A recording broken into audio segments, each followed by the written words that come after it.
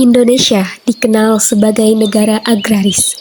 Tanah yang subur dan hamparan sawah yang luas telah menjadi sumber kehidupan jutaan masyarakat. Namun hari ini, ancaman besar datang bukan dari hama atau penyakit tanaman.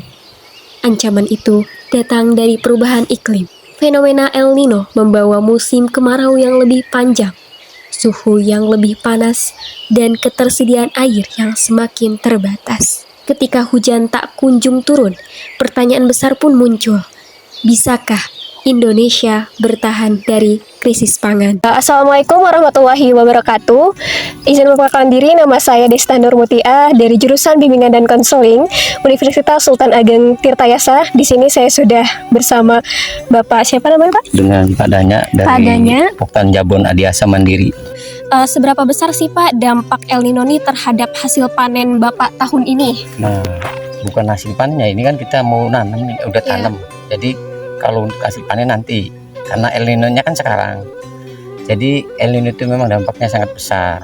Apalagi kalau kita menggunakan desel-desel kecil kan. Tapi alhamdulillah kita dapat bantuan IRPOM dari pemerintah, itu kan deselnya besar. Jadi ya untuk mengatasi El Nino itu kita menggunakan IRPOM dengan desel yang kapasitas itu 6 in alkonnya. Jadi kita minimal 5 hari sekali kita start desel airin sawah, paling lambat 1 minggu. Ya dampaknya sangat besar. Karena apa? Karena tidak ada hujan kan. Jadi kita biaya itu menambah 25% untuk beli solar. Apa sih kayak kesulitan terbesar yang dirasakan saat musim kemarau panjangnya gitu Pak? Beli solar. Beli solar. Iya, karena biasanya kita ya jarang kan, kalau musim hujan kan desel juga ya sebulan 1 kali. Kalau ini kan rutin. Jadi minimal desel itu ngairin sawah itu 1 minggu sekali, karena cepat terserap ini sih, nguap. Jadi cepat kering airnya. Kalau ada masih musim hujan kan kita lama, karena 1 bulan sekali, iya kan. Jadi kita itu beli solarnya yang teter. Apalagi kadang-kadang suka kosong kan solarnya. Ketika air menjadi barang langka, pertanian menjadi sektor pertama yang merasakan dampaknya. Produksi menurun, risiko gagal panen meningkat, sementara kebutuhan pangan masyarakat terus bertambah.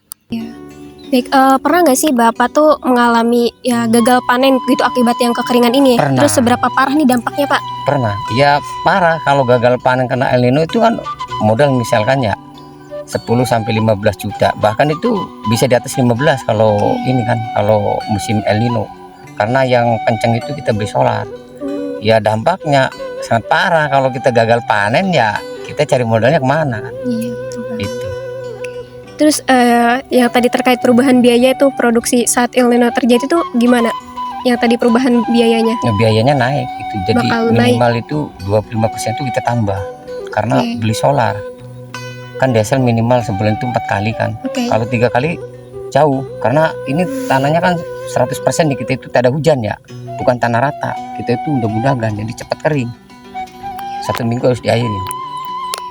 Di balik setiap butir beras yang kita konsumsi, ada perjuangan panjang yang sedang diuji oleh perubahan iklim. Namun, apakah petani menghadapi ancaman ini sendirian? Apakah bantuan dari pemerintah itu sudah cukup gitu membantu petani dalam menghadapi peristiwa El Nino tersebut gitu Pak? Nah, kalau itu dibilang cukup, kalau kurang ya kurang aja, karena namanya juga yang sebut harapan petani kan, bukan itu aja, dari BBM kan. Jadi tetap kalau kita sebagai petani ya kita syukurin karena sudah ada bantuan kan. Sebelumnya kan kita pakai alat yang kecil kan, itu lebih parah, lebih boros.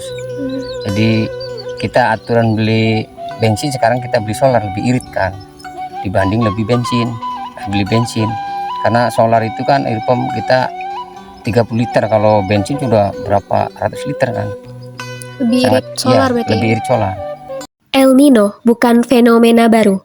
Para ahli telah memperingatkan dampaknya sejak lama. Namun, ketika sawah mulai mengering dan hasil panen menurun, muncul pertanyaan yang lebih besar. Sudahkah kita benar-benar siap? Nah terus Pak, kayak dari kondisi seperti ini gitu, yang terus berulang gitu kan, apakah petani ini masih mampu mempertahankan produksi pangannya gitu Pak? Nah, kita sebagai petani ya harus bisa, harus mampu. Bisa. Apapun resikonya, kita kan petani. Kalau nggak tani kita gimana? Makan apa? Bener nggak?